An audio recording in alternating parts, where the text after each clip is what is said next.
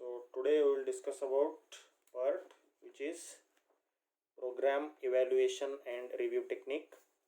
So here you can see in this problem, so various events have been given. So here you can see three types of times have been given. So one is optimistic time, which is TO, then most likely time TM, and pessimistic time TP. So these three times have been given. So what is the difference between PERT and CPM? In case of CPM, only one time has been given, but here three types of times are given. So we are going to consider all the probabilities. If everything is going to happen adversely under normal condition, if everything is going to go very smoothly, what will be the time? So all types of times we are going to consider. So that's why, so three types of times have been given: optimistic time, most likely time, and pessimistic time. So here what we are going to do, we are going to find out the critical path and we are going to find out the project duration. So based on this, so here we are going to use these formulas. You can see here, so TE, effective time. So we are going to use these three times and we are going to convert these three times into single time by using this formula. What is the formula? Effective time is equal to optimistic time plus 4 times of most likely time plus pessimistic time divided by 6, and then we are going to find out the variance, so which is equal to sigma square is equal to TP minus TO divided by 6 whole square. So this is the formula for calculating variance. So now first we are going to find out the effective time by using this formula. So now we are going to find out, so by using calculator. So for event 1 to 2 I am going to find out effective time. So here 6 plus 6 into 4, which is 24, plus 24 divided by 6, which is 9. So I am going to write 9 here. Next 1 to 3, 6 plus 12 into 4, 48 plus 18 divided by 6, which is 12. So next is event 1 to 4. So 12 plus 12 into 4, 48 plus 30 divided by 6, which is 15. Now here 6 plus 24 plus 6 divided by 6, which is 6. Now for event 3 to 5, so 12 plus 13 to 4, which will be 120, plus 48 divided by 6, which is 30. Next 12 plus 120 plus 42 divided by 6, which is 29. So now last event 5 to 6, 18 plus 120 plus 54. 18 plus 120 plus 54 divided by 6, which is 32. So now what we have did, we have found out the effective time by using three types of times. So now we are going to calculate variance by using this formula, TP minus T0 divided by 6 whole square. Now first event 1 to 2, TP minus T0. So 24 minus 6, which will be 18 divided by 6 square, which will be 9. Next TP minus T0, 18 minus 6, 12. 12 divided by 6, 2. Square of 2 will be 4. Now here 30 minus 12 will be 8. 8 divided by 6 whole square, which will be 1.77. Now here it will be 0, and here 48 minus 12, which will be 36 divided by 6, square will be 36 here, and here 42 minus 12 will be 30. 30 divided by 6 will be 5. 5 square will be 25, and here 54 minus 18, 36 divided by 6 square, which will be 36. So these are the standard deviations. So now we have found out effective time and variance. Now what we have to do, we have to find out the critical path. For that purpose, so first we have to construct the network diagram. So now I am going to construct the network diagram based on these events. So first event is 1 to 2. So 1 to 2. Next 1 to 3. I am going to draw 3 here. So this is 1 2 3. Next 1 to 4. Next, here you can see I am going to draw 5 here, node number 5. So here you can see now 1 to 2 is over, 1 to 3 is over, 1 to 4 is over. Now 2 to 5. Now 3 to 5. Now this is node number 6. Now 4 to 6, and this is 5 to 6. So this is the network diagram. Now I am going to write the time duration for all the events. So for 1 to 2 the time is 9. So the time is in days, consider in days.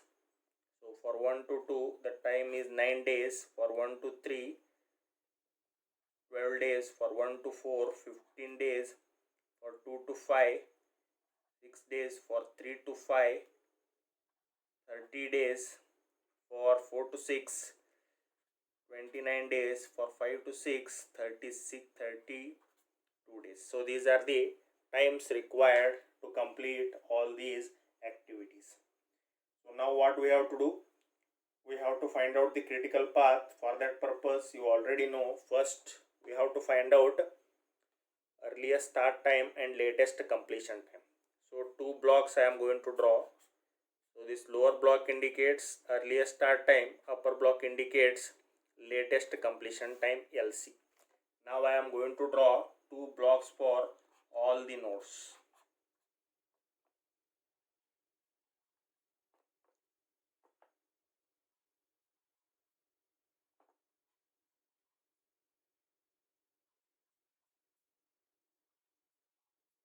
So now I have drawn two blocks for all the nodes.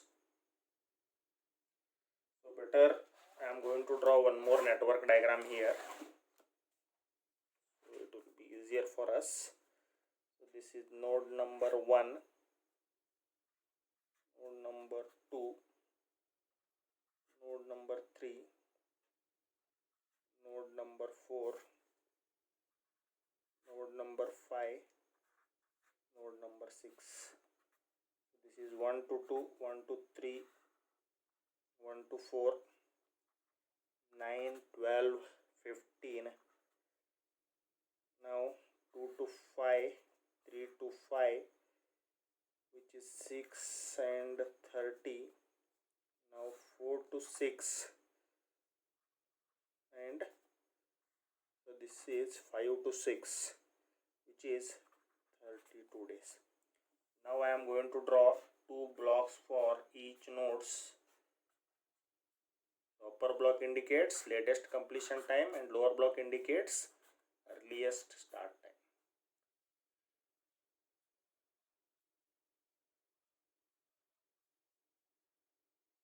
So for your convenience, I am going to write lower block earliest start time, upper block latest completion time. So as we already know, so for node number 1, earliest start time is going to be 0. So this is the assumption. So for node number 1, earliest start time is 0. So now you already know the formula. So consider the event activity I to j. So this is ith node and this is jth node, and this is the duration. Then if we want to calculate the earliest start time for jth node, ESJ. How we are going to calculate?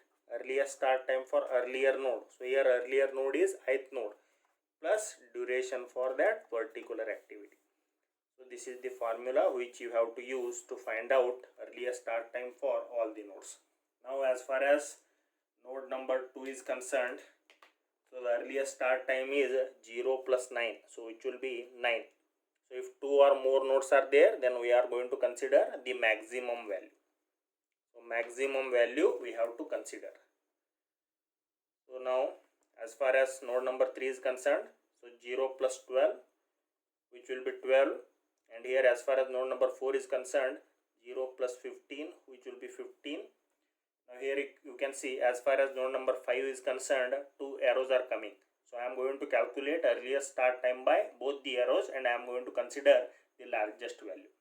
So now as far as upper arrow is concerned, so here value will be 9 plus 6 which is 15, and as far as lower value is concerned, 12 plus 30 which is 42. So 42 is largest, so I am going to consider 42.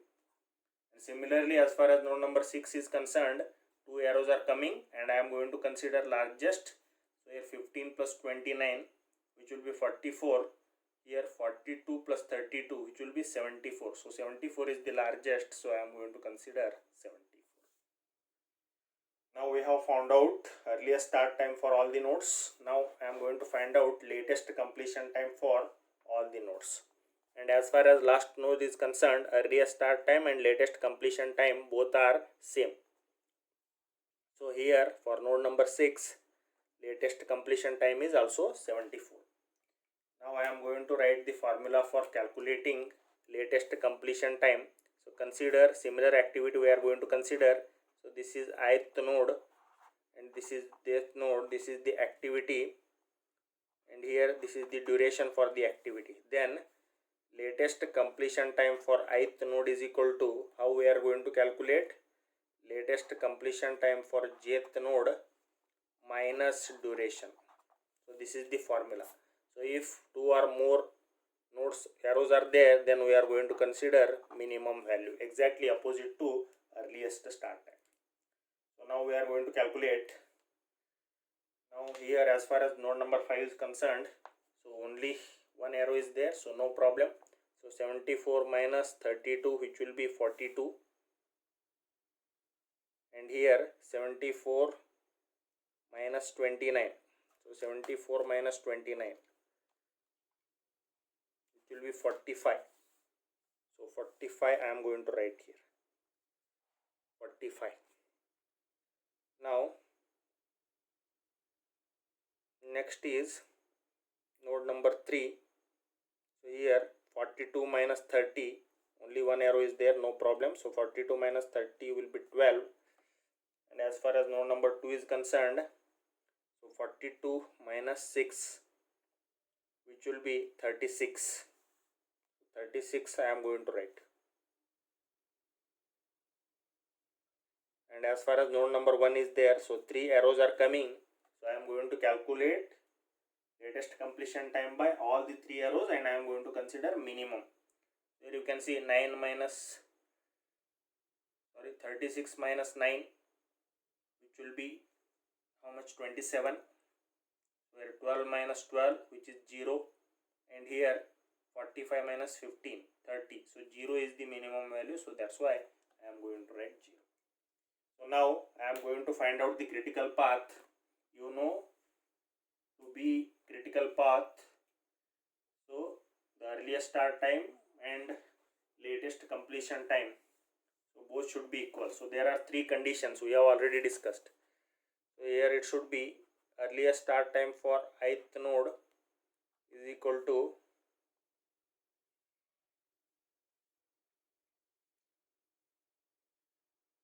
earliest start time for ith node is equal to latest completion time for ith node. Earliest start time for jth node is equal to latest completion time for this node, and here ESJ minus ESI is equal to LCJ minus LCI is equal to duration. So all these 3 conditions should be satisfied. ESI is equal to LCI, ESJ is equal to LCJ, ESJ minus ESI is equal to LCJ minus LCI is equal to DIJ. So these three conditions should be satisfied. So now we are going to find out the critical path. So critical activities we are going to find out. So here you can see 1 to 2. So 0, 36, 0, 9 both are not similar, so leave that. So as far as 1 to 3 is concerned, so 0, 12, 0, 0, 12, 12 both are same. So 12 minus 0, 12 minus 0 is 12. So 1 to 3 is the critical activity.